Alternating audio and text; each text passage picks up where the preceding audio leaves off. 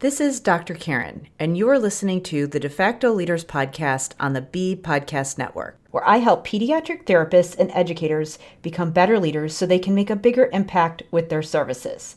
With over 15 years of experience supporting school-age kids with diverse learning needs, I'll share up-to-date evidence-based practices, my own experiences, and guest interviews designed to help clinicians, teachers, and aspiring school leaders feel more confident in the way they serve their students and clients. I'll cover a range of topics designed to help you support students' emotional and academic growth and set kids up for success in adulthood, including how to support language, literacy, executive functioning, as well as how to help IEP teams working together to support kids across the day.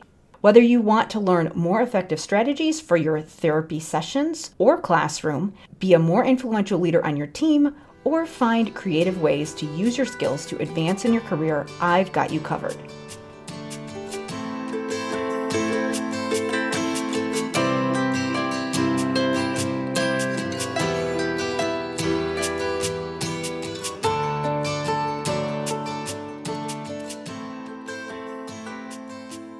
Hey there, it's Dr. Karen, and welcome to episode 144 of the De Facto Leaders podcast. Many people working in K-12 education have ambitions to start their own company where they have the ability to redesign the way student learning happens. The motivation often comes from wanting to create a scenario where they feel less constrained, more innovative, and more impactful. When I ventured into self-employment, I found that many of the How to Start Your Business programs focused on simple business models that allowed people without a business background to become profitable quickly without loans or funding.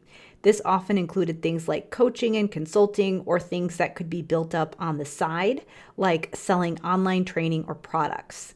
These can be great options, but the process is often like peeling back the layers of an onion. You start one project thinking, once this is built, I'll have solved all the problems I set out to solve. But in the process, you realize you've uncovered a list of additional puzzles, challenges, and questions in the process.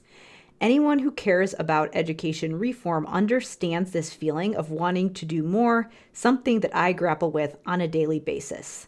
Solving problems in education requires a unique skill set, and I've found it difficult to find people who understand both business and education who can support educators creating their own program from scratch. Private practice is an option many consider, but not as many people think about founding their own school. And that's why I invited Tanya Sheckley to the De Facto Leaders podcast.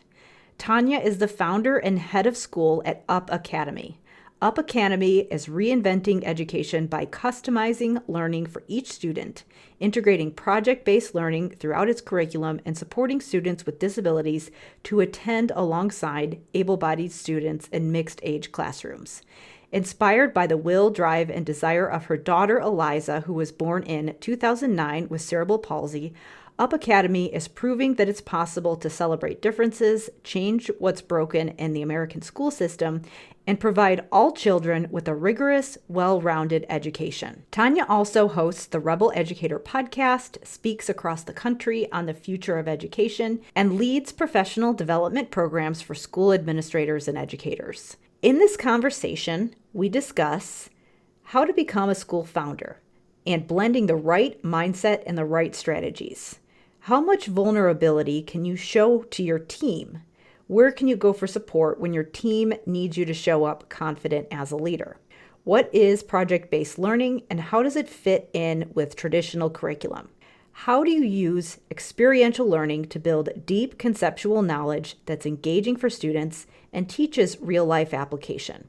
And we wrap up with the homework debate. How do we distinguish between unproductive busy work versus when it's helpful to do work outside of school? Before we get going, I wanted to talk about the School of Clinical Leadership, my program that helps related service providers design services that support executive functioning in K-12 settings. A huge theme in this conversation is about universal design for learning and project-based learning, both which really support executive functioning. And I have found that when I was in the related service provider position, even though I was thinking about support for students who had been identified for special education, I found that it was difficult to figure out how to support those students without thinking about the bigger picture of the curriculum. It's really difficult to address problems at Tier 3 without addressing the issues at Tier 1. Many times, when you put supports in place across the entire curriculum, what happens is that not only are the students getting special ed services, able to have improved accessibility and be more successful when they're in their classrooms, but a lot of those things that we can put in place where they're needs and necessary for certain students are actually beneficial for all students. And while certain students do need specific focus intervention that addresses things like language and executive functioning, a lot of this work can be beneficial for all students and can be a really important proactive measure. And I show related service providers how to put some of these supports in place in the program. To check out the School of Clinical Leadership, go to drkarendudek-brannan.com/clinical leadership to learn how you can become a member. Now, please enjoy this conversation with Tanya Sheckley.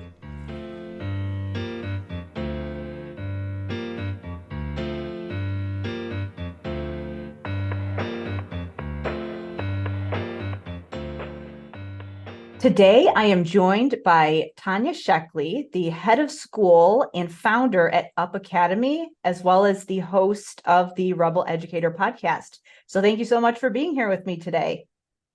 Thanks for having me, Karen. I'm excited to have this conversation.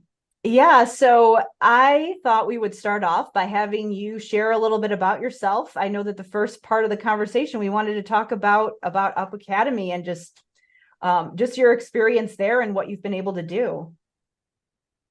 Sure. So we launched Up Academy in 2018, but really the idea for it came years before that. My oldest daughter had cerebral palsy. And so looking for the right educational fit for her was a challenge. She was very intelligent. She's curious. She's social, but she was also non-ambulatory and nonverbal. And so we spent, the first 5 years of her life going through working with different agencies all over the world, looking at feeding, looking at neurodevelopment, looking at neuroplasticity, looking at how children learn and how young children learn and child development. And then it came time to put her into school, and we were looking for the right place. And we didn't really find what we were looking for. We wanted some place that was going to support her independence, was going to give her the therapeutics that we knew was helping her to grow and get stronger. But we also wanted a really strong academic support and academic background, especially as, during that point in time. So my daughter was born in 2009. This was around 2015. And I was going to conferences on neurogaming and just seeing what was possible with interfaces and understanding that if she had a proper education, she was going to have the ability to be anything that she wanted to. We were doing surgeries by, robotics and able to play video games with just mind control. And all of that was only going to grow. So I wanted to make sure we found the right spot for her. So we were talking to all of our schools and we didn't find what we were looking for. We did end up enrolling her in public school, and we had amazing teachers and got really lucky there and learned a ton about project-based learning and inclusion through that experience, but still knew that we wanted something different. And so the idea behind Up Academy started to be born as I was talking with other families and talking about how, as a family with a child with special needs, all the different therapists and all the different appointments and all the different drop-offs for the kids to be in different schools and different places so that everybody could get what they need. And really having a conversation around, what if there was one place where our students could all get what they needed to be supported and successful? And what would that look like if we created that in an educational environment?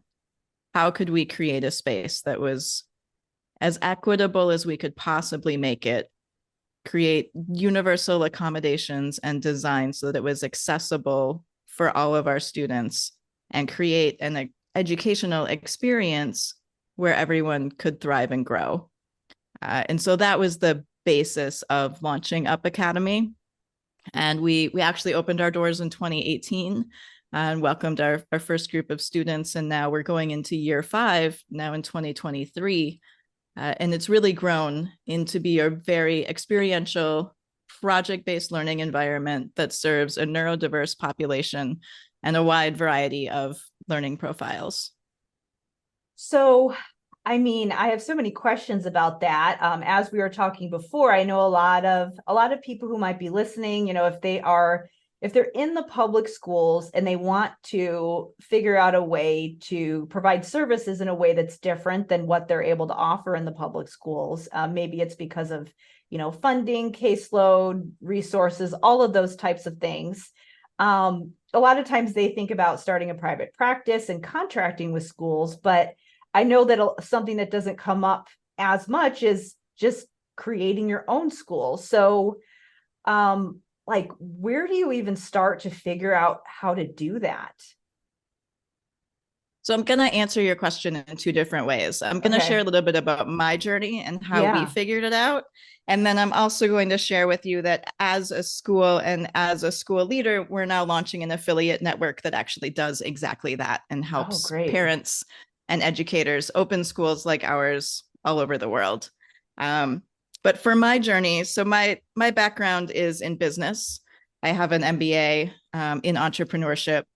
And so I knew that I wanted to do something different than what I was doing working in corporate America, and had been looking at launching several different types of businesses, launching a marketing and consulting business, I had a yoga teaching business where I worked with corporations and companies and taught yoga.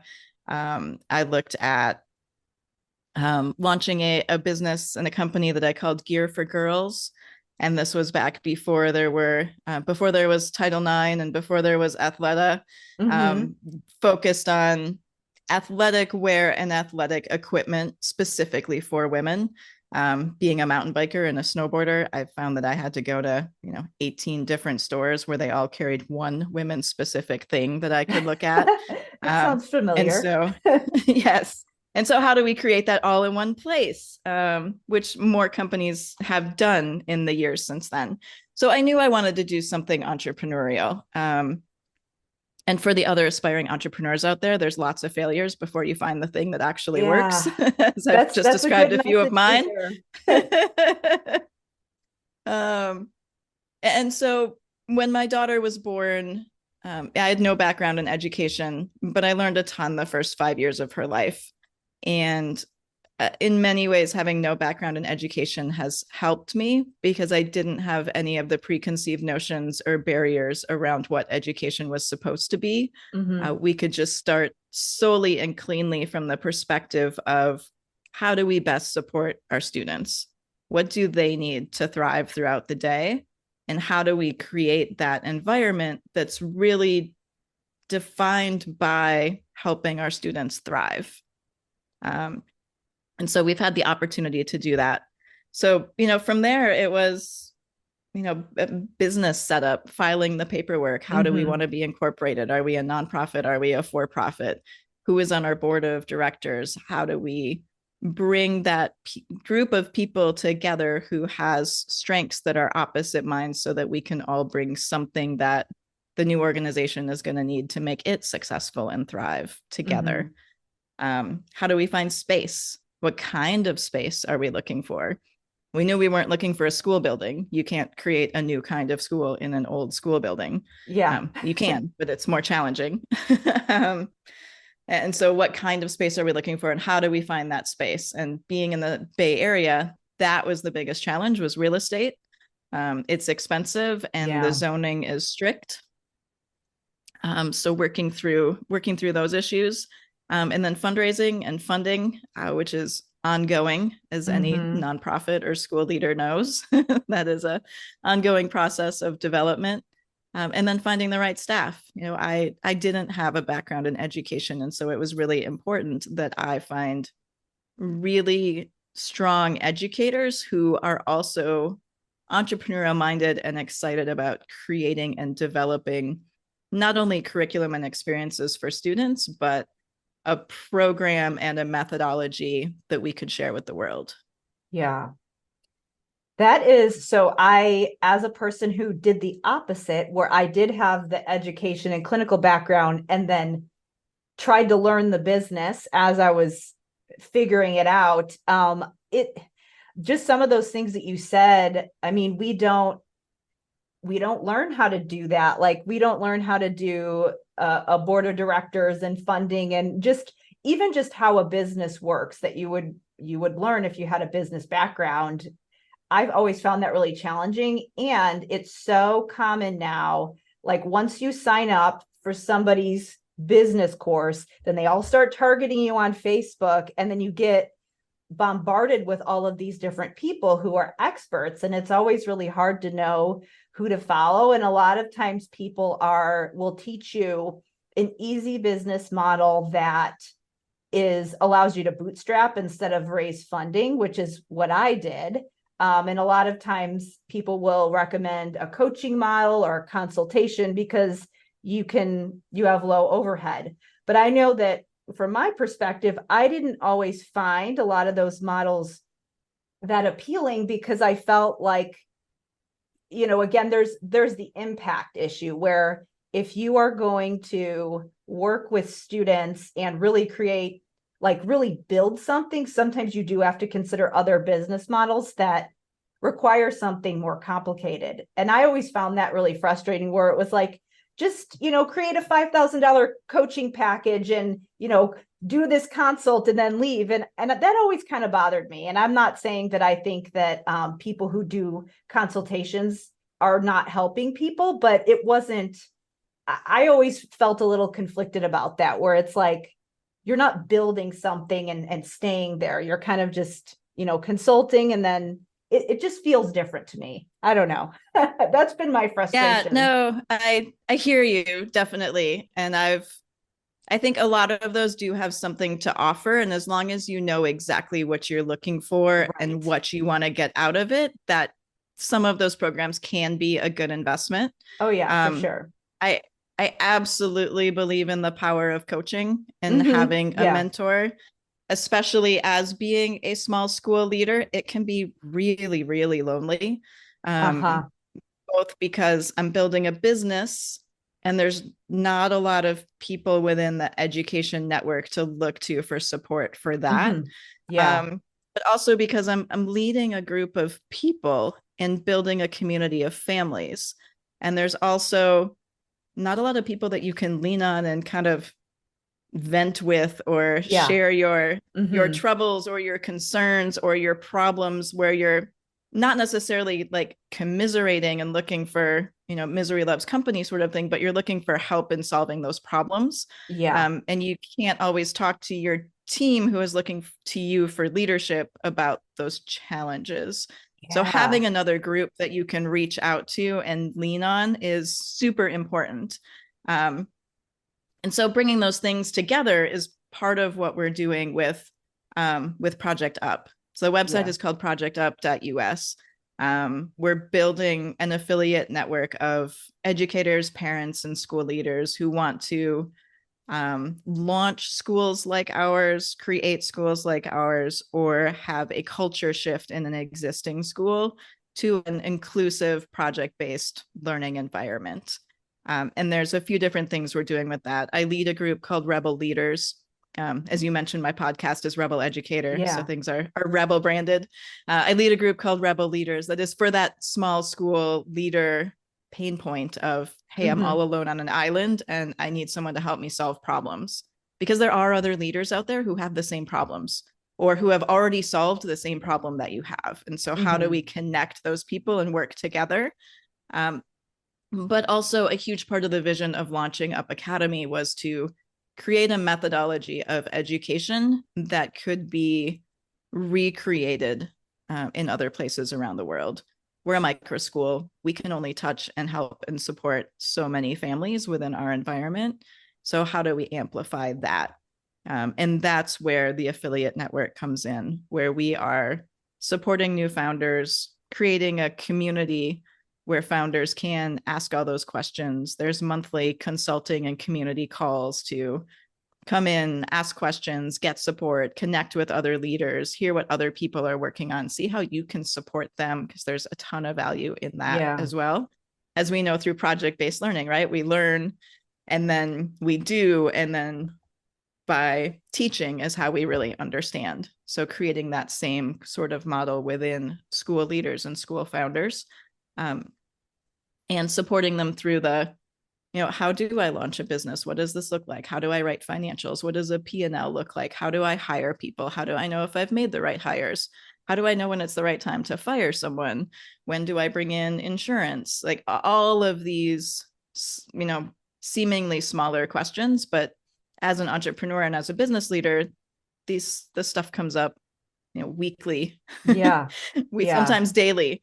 But having, an organization to look to, we have operations manuals, we have all the basic contracts, which of course need to be looked at by your own lawyer in your own state, but we have a framework for you to start with and to work off of for, enrollment and for educators and for, just working within a business model. And like I said, the operations manual and just background and experience on how to do this.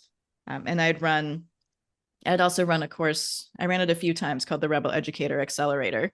And that was a similar thing. And it was a 6-week, essentially get your education program up and running. And I went through business plan and marketing plan and real estate and what can I effectively manage and what do I need to outsource? Because we can't do everything. It's just not possible. That is very hard to do. And again, like you were saying before, that it is really, it's really hard to have that community. And I found that challenging as well. I've talked to my husband about this, who has a corporate job, and have said it is really lonely when you're the one that's, you're supposed to be leading. And yes, you have people you work with, but that's a different kind of relationship when you are somebody's leader versus you want to be vulnerable and you're struggling with something and you need someone to just talk to and help you strategize. It is a very different kind of interaction that you need. And I think it is kind of hard to get that.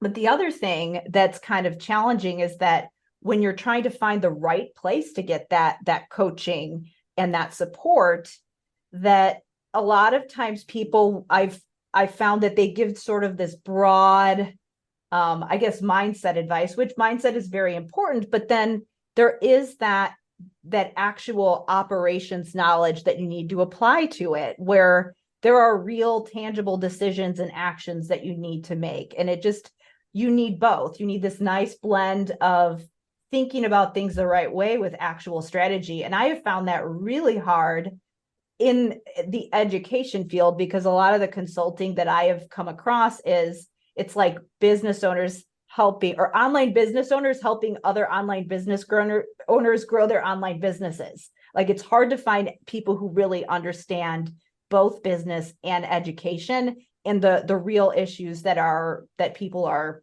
dealing with. And the whole idea of founding a school is, it's different because you are actually creating something, and it's a different model. So yeah, I think that's something that a lot of people listening would be very interested in. I found the same thing when I've worked with different mentorship groups and leadership groups, and I've been in some that are much more thought led, for lack of a better term. And I've been in some that are much more strategy led. But again, it's, one was a women's leadership group that I learned a ton from. The majority of the people there are coaches and consultants, which is great, but those aren't brick and mortar businesses that have the same issues and challenges that I have. And another, which is a group for entrepreneurs, and they're all brick and mortar businesses, but none of them are schools. And so there's similar challenges, but also different because they have a lot more levers to pull in their business when you have goods that you're selling and products that you're creating, and you can look at cost of goods and distribution and producers and all of those things that I really don't have. Like, we're essentially selling a service. And so, but we're not really a service-based business because Yeah. it's a school. And so Right. it is a It's very different. unique niche when you're looking for support and mentorship. Yeah. Well, so I know that we wanted to get to talking about project-based learning because that is something that you do a lot of work with and training schools, but where can people go to find out about the support that you offer in helping people do what you've done, and then also helping existing schools uh, change some of their current practices? Yeah, I mean, the easiest is to reach out to me, and both the rebeleducator.com website that has Okay. information on the Rebel Leader program, and the projectup.us Okay. website that has more information on the affiliate network. And since we're a small organization, all of those emails and connections and calendar invites will all come to me from either of those websites. Great. Well, yeah, this is just like I said, I know that there's a lot of people who just have these big visions and these big ideas, but then it's just figuring out a tangible plan to make it feel like it's possible. I think that there's so many people who want to do things, but they don't get started because they don't know what's the first step? Like, how do I see the light at the end of the tunnel and making this happen? Yep. So I'm from Wisconsin, and we have lots of like idioms and adages in the Midwest. Yeah. But it's kind of how you eat an elephant. Oh, Like, yeah, yeah. it's one bite at a time. And so, yeah, and that's part of what we do. Like, it's super exciting to think up all the ideas, and then how do you figure out how and where to start, and how do you get started? And the short answer is, as long as you do one thing every day that's going to advance your idea and your vision, even if it's out of order, you're learning, you're growing, and you're developing the thing that you want to see happen in the world. Mm-hmm. And that one thing every day, even though, we're kind of programmed to be uber productive and programmed to think, oh, if I didn't like get up and work out at 5 a.m. and then have my coffee and then develop my whole business plan and then save the bees and then pick up my kids from school and take them to soccer, and then, in the evening work until midnight, making sure that, poverty is solved, that we're not being productive humans. And that's just not true. Like, literally one thing, and at the end of a year, you've done 365 things to move your vision forward. And the impact of that is huge. And it's Yeah. just about, it's about starting, and then it's about not stopping. Mm-hmm. Yeah. Oof. That is a hard mindset to wrap your head around, especially when we do see a lot of these like overnight success stories that, where of course that's not really how it happened, but that's just how it looks. And again, the need for support, where it's to actually talk to other people that are in it at the same time with these just little baby steps versus the social media post, like beginning to end, that looked like it happened in a month when really it was probably 10 years of hard work or whatever. You know, I always feel like everybody else has it figured out and I am the only one struggling. Like, that's just always where my head goes. And I think it's really important for people to be talking to other people that are going through it at the same time. Yeah. Yeah. We are all answering questions as we go. Nobody has all the answers. Up Academy, we got our 501c3 in 2015. It's 2023 now, and we're 5 years into operation. So to your point, we're 8 years into this now. And really just starting. I feel like we're still just starting. Yeah. Because there's still new things every day, and new challenges and new problems. And it's exciting and it's fun. But like I said, the real trick is just to keep going. Mm-hmm. Just don't stop. And Yeah. that's how you get to a place of creating the thing that you wanted to see in the world. Mm-hmm. Yeah. I wanted to take a quick break here to talk about the School of Clinical Leadership. Tanya and I are about to get into a conversation where we're going to discuss what project-based learning is and why it's such an important framework for helping students to plan long term and understand how to execute a long-term project in a way that also helps them apply some of the basic foundational academic skills that they've learned in their curriculum. Improving executive functioning and social skills and our ability to manage time and long-term projects is such an important skill that can set us up for success in adulthood. And that's why it really needs to be something that is thought about across the entire curriculum, not just for students who are identified as needing specialized services, even though for those students, it is absolutely essential. So I think the solution to this problem is twofold. Yes, we do need to make sure that we're providing services, supports, therapies for students who are getting services. But also we need to think about Tier 1. And I show you how to put some of those supports in place in the School of Clinical Leadership. To learn more about the program, go to drkarendudek-brannan.com/clinical leadership. Now let's get back to the interview. Well, I know that we wanted to talk about project-based learning. So and this is, I know that a lot of people who are in the disability space are frustrated with the standard curriculum. And, I think that obviously some of the things that are more traditional, like we need to make sure that kids know how to read and they have strong literacy skills. We need to make sure that they have solid numeracy skills, and there are math skills that need to be taught in order for there to be equitable opportunity. So we need to have those standard pieces of the curriculum, but also the world is changing. We need to be good problem solvers, and we need to make sure that we're teaching kids those other skills that are more applied. And so, can you explain, or at least if we're comparing and contrasting standard curriculum versus project-based learning, can you just share a little bit about, just some definitions, really, I guess would be a good place to start.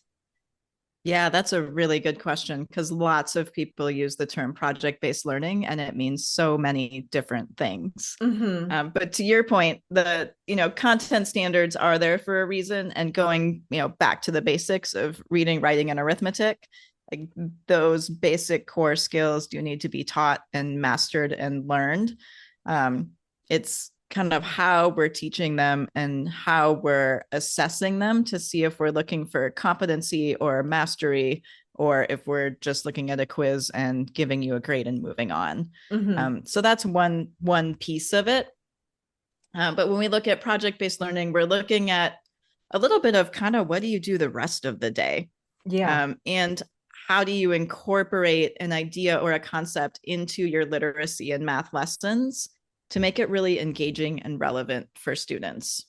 I know as a kid in school, two of the things that I used to say all the time were, number one, why do we have to learn this? Mm-hmm. And number two, I'm bored. Yeah. And so if we can take those things as much as we can out of the school day and make learning engaging and relevant and interesting, our students want to be here, school is fun, and suddenly learning becomes about the process of learning and not about getting a grade based on what I'm trying to show you that I learned. Mm-hmm. And part of project-based learning is to move that motivation intrinsically into, wow, this is interesting. I want to learn more. I want to read what I can about it. I want to research. I want to figure out this problem because I want to know the answer, instead of, oh, my teacher says I need to memorize this chart. I need to do well on this test. I need to prove to this person that I can get an A, or, and that's an extrinsic motivation. And Mm-hmm. so part of it is changing that and shifting and just creating a love of learning. But in a project-based approach, what we're doing, for us, we see project-based learning as deep conceptual learning. We call our projects Rebel projects. They are reimagined, empathy-based, experiential learning. They are trimester-long deep dives into a concept that allow our students to really find what they think is interesting in that concept, follow their area of interest, and then create something that they can share with the world about what they've learned. And so that's what we're looking at from a conceptual and competency and mastery based approach, is that they're creating a deliverable out of all the things that they've learned that they share with the community and their families on exhibition day, to show their progress in their learning. And so we do that through integrating it into literacy. So instead of reading in literacy about, see Jane run and watch Jack jump, if they're doing a project on civilizations, they might be reading something in literacy about ancient Egypt, or they might be reading something about the Roman Empire, or they might be reading something about the birth of America and how our country came to be. And so it's integrating the literacy into project. Same thing with a journal prompt. Their journal prompt might be related to project instead of just being a random prompt that was found somewhere in a curriculum. One example of a project that our students did was called Making Waves with Mindfulness. And this was a kindergarten and first grade class, and they were learning about science, science concepts of, light reflection and sound waves, and how these things affect us and how we hear sound, and combining that with mindfulness. So how does it make us feel when we see different colors or when we hear different sounds?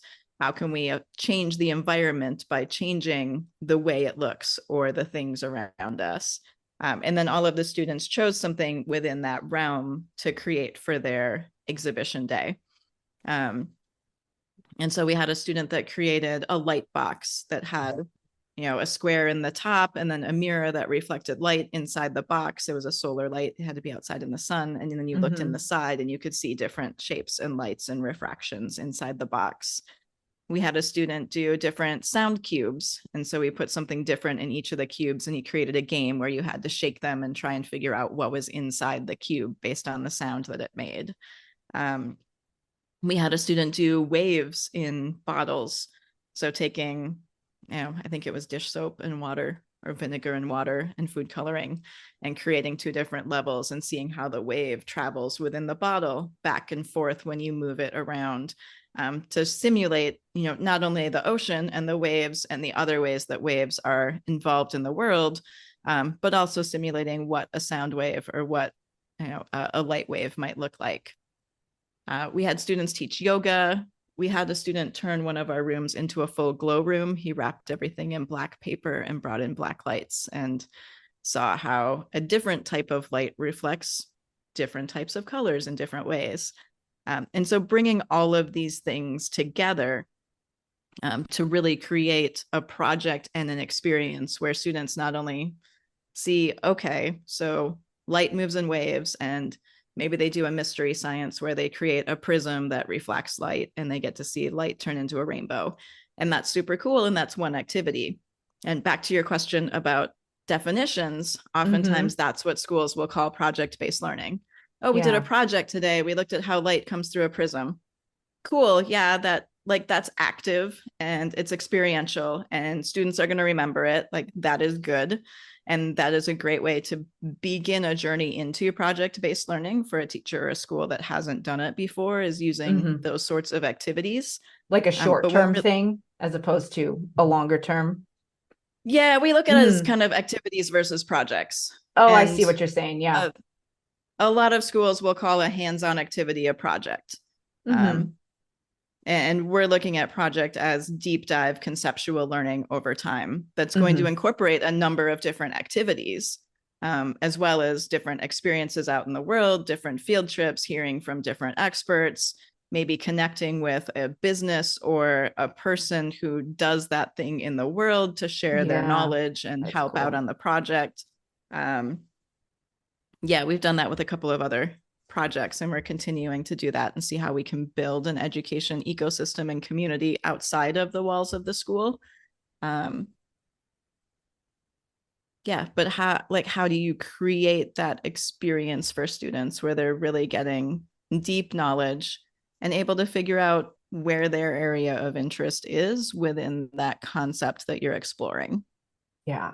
That the whole idea of partnerships, I mean, even professionally, like that is one thing that I felt like I had to learn when it's, you learn how to do the research or, read or write or go through the process yourself. But if you really want to get things done, you do have to know how to find resources and network and all of the soft skills that you are kind of expected to learn implicitly. And it's hard to know how to do that. So, I mean, just giving kids the opportunity to do that when they're younger. So I'm curious of a couple things, some hot button topics. So things like um, homework policies, and then also just tying in the I guess more traditional things or things that sometimes seem a little bit repetitive and boring, where it's kind of that balance between internal and external motivation. I'll ask the homework question first. So I think that there's a debate on, is it useful, and my theory is that when it's not useful, it's not necessarily that homework is bad or having to think about things outside of school is bad. It's more about the activities and what they're being asked to do is not necessarily strategic. And so I'm wondering how the concept of this ongoing project can fit into just the long-term planning of something, or how you think about homework. Because I always wonder, like, obviously, if you have kids just do random busy work and that's homework, that's not super useful. But if they have this ongoing project and maybe a kid decides, oh, well, when I'm home today, I can go and think about my project, and maybe there's an opportunity there for them to just choose to do things outside of school if they want to, because they know it's going to move their project forward. So I'd love to just hear your thoughts on that and how you've seen it play out with your students. Yeah, so the short answer is we don't believe in homework.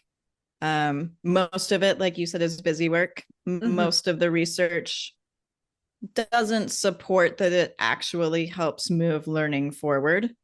And especially when we're looking at young children and we look at the neuroscience of how we learn, young children integrate their learning through play and through movement and through imaginary play, and they need to have time to do that. And so, especially in an elementary age, it's much more beneficial to their learning if they go home and go to the playground, or they go home and play with their imaginary play set, whatever it is. If it's dolls, or for my daughter, it was horses, or for my son, it was his soccer guys, like whatever their downtime imaginary play is much more beneficial to their brain development and their learning than going home and doing worksheets of homework. That being said, as our students get older, we do ask that they read 30 minutes at night, any sort of reading material, whatever they're reading for pleasure, because that enhances their reading and their writing and their love of learning and their exploration into books and adventure and other worlds that, are imaginary within the pages of a book. And so we do ask them to do that. To your point, we have definitely had students who get super excited about their project and go home and work on their own, building a thing or creating a thing or writing a story or building a stop motion video or whatever their passion is, that they get really excited about the topics and the concepts they're learning, and they go do that at home. And of course, we encourage that, and that is great and amazing. And we love that they're excited about their learning, because that's the whole point. But it's not ever assigned. I guess one exception to that has been when we were looking at the solar system and stars, and we were learning about the phases of the moon, and we did give them calendars and had them go home and draw the moon every night, because that's a thing that we just can't do every day at school. The moon's not out during the day every day. So that was homework. And then as we move into middle school, we're taking a lot of the same approach. So one of the great things about project-based learning is that it can also be used to build executive functioning skills. It can be used to plan a project out. It can be used to look at milestones.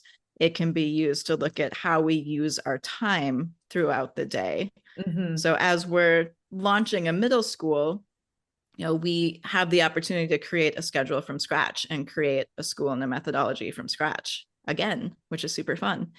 And so we've put in a lot of time in that daily schedule for project time, for flex time, for study lab time, so that our students can start to work through, okay, I've got to finish, these units in my math Desmos program before Friday.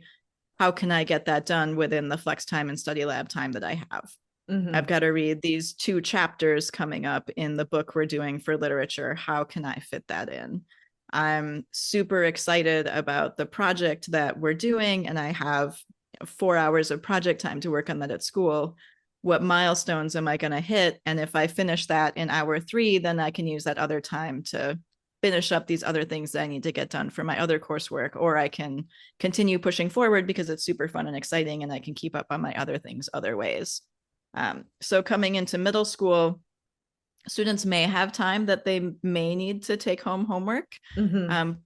But part of that is really up to how they manage their time in the school day, because we believe that part of building executive functioning skills and part of building functional, mentally healthy students and people is helping them work through how to do that in a healthy way, so that they're not up till midnight doing homework, because a 12-year-old shouldn't be sitting up in their bed until midnight doing homework. They should be getting 8 to 10 hours of sleep at a minimum every night. And so the school day, if those are things we want students to accomplish within the school day, we need to give them time and support them and teach them how to manage their time to be able to do that well.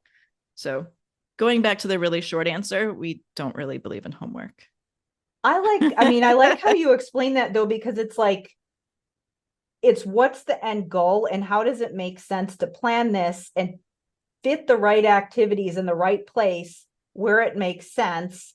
And if it makes sense to do this during this time period that's in school, or it makes sense to do some of it outside of school, then it's driven by the goal. It's not driven by, we're supposed to have homework for 40 minutes or whatever it is. It's like, it seems like you're kind of more clear on what your end outcome is and what's the point.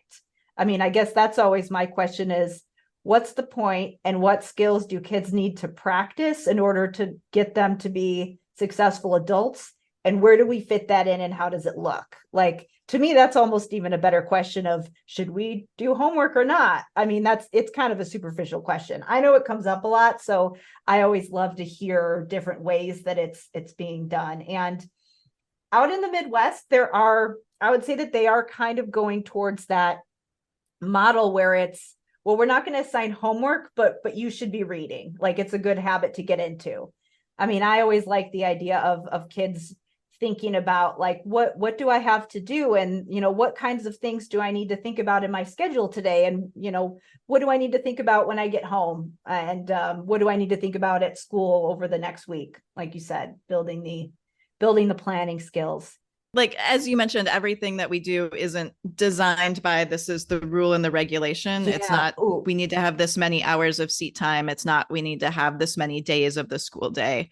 It's what is the goal and what is the outcome? And like I mentioned, from designing the school at the very beginning, coming in, not having a background in education, like, we designed it to be student-centered. We designed it to support what the students need. And we see that same, that same philosophy through our homework policy, through building a middle school, through how do we really give kids the knowledge, the skills, and the experiences that they need to be successful. Yeah. Taking it into another context and, seeing how it applies to school. So my husband used to be a youth soccer coach. And so it's, elementary school girls. And so in soccer, you have these basic skills. You need to know how to handle the ball.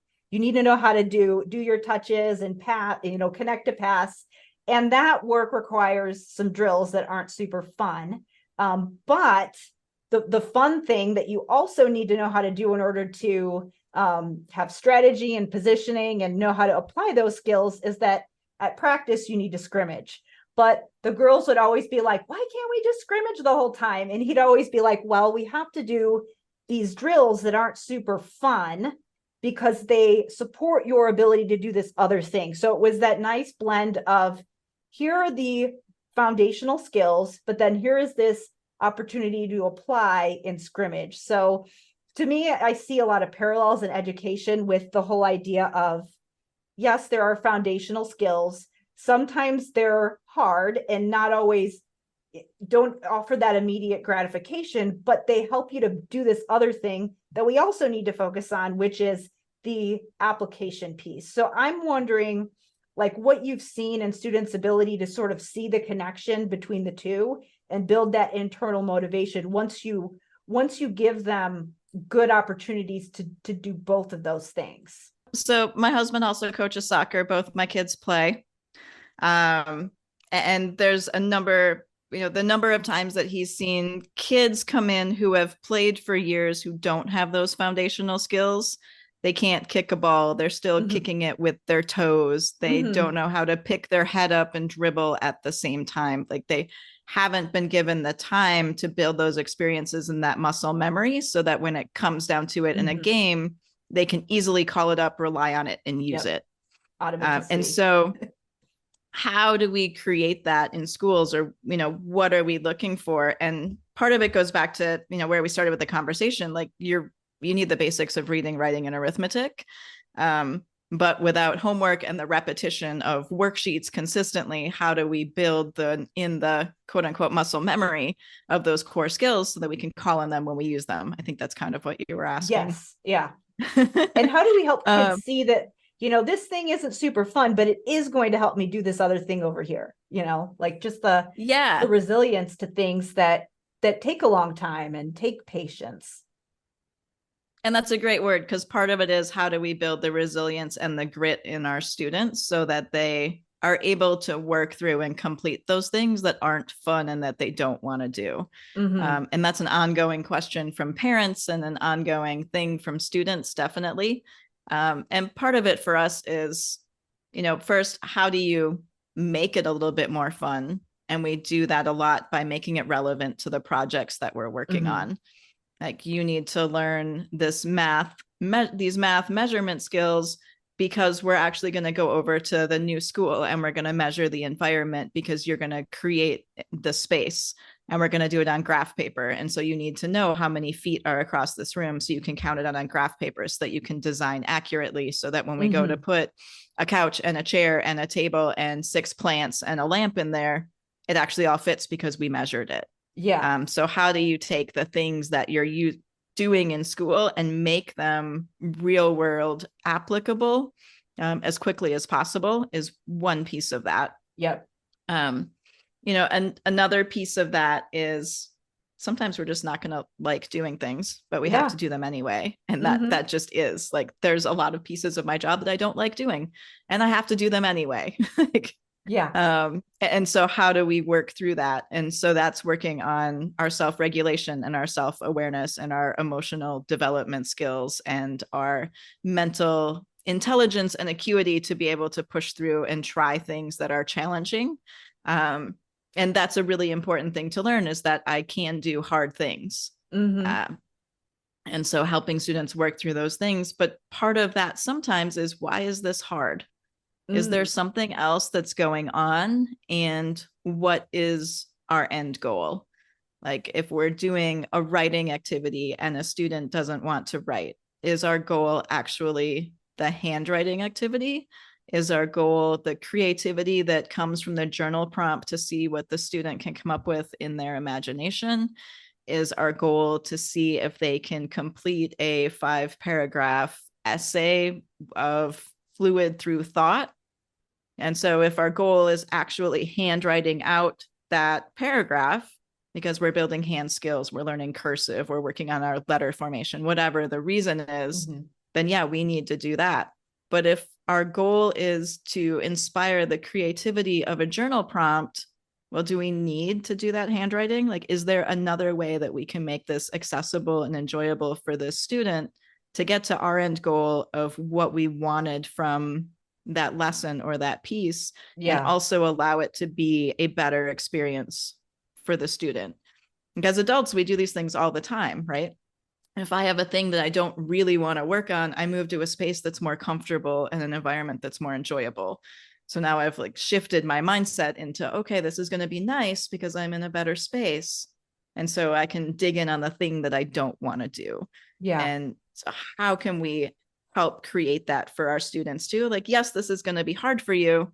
Well, what can we do to make it better? Maybe it's a space. Maybe it's typing instead of writing. Maybe it's dictating the ideas and letting someone else write, or using a voice to text. Maybe it's actually, yes, we do need to handwrite this and we need to handwrite it for reasons XYZ.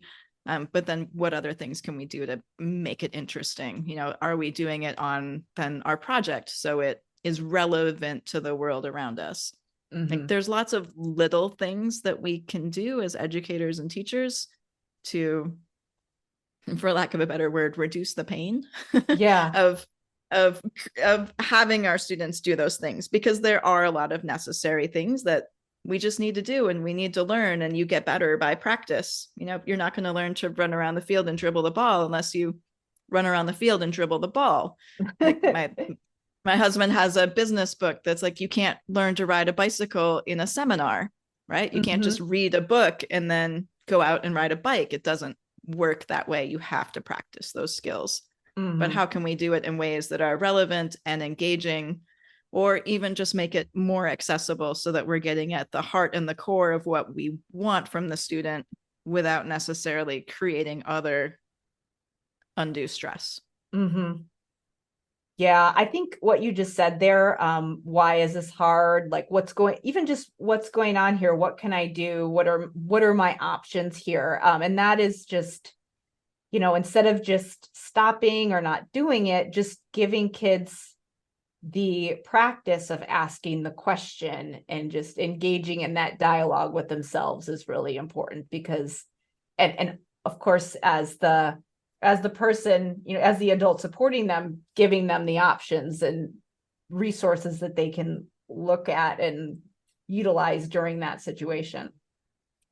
So I know we could just keep going on about this for a long time, but I know that we want to make sure that people know where to reach out to you and learn more about what you do. So you shared a little bit earlier on, but where can people go to learn more about your work and how to connect with you?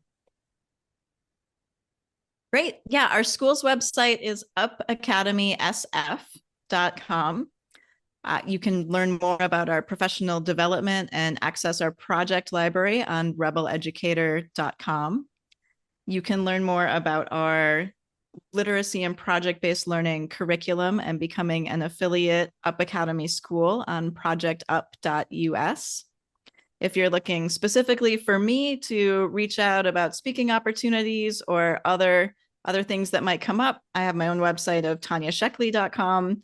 And one of the easiest ways to reach out is that I'm pretty active on LinkedIn. So finding me on LinkedIn and messaging me there.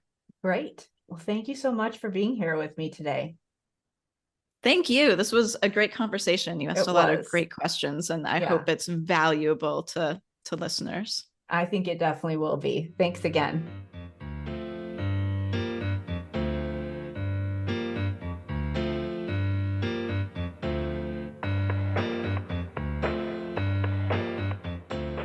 Thank you so much for listening. Be sure to check the show notes for all the places you can go to connect with Tanya. To learn more about the School of Clinical Leadership, my program that helps related service providers design services that support executive functioning in K-12 settings, you can go to drkarendudek-brannan.com/clinical leadership. If you have a suggestion for a guest, or if you would like to be a guest on the De Facto Leaders podcast, if you know someone or if you are someone who has shown leadership in some way and are using your skills creatively to support K-12 kids, I'd love to hear from you. Just email me at talktome@drkarenspeech.com if you have a suggestion for a guest. As always, it helps me so much if you rate and review the De Facto Leaders podcast wherever you listen to your podcasts. And if you found this episode useful, please be sure to share it with a friend. Thank you so much for listening, and I will see you next time.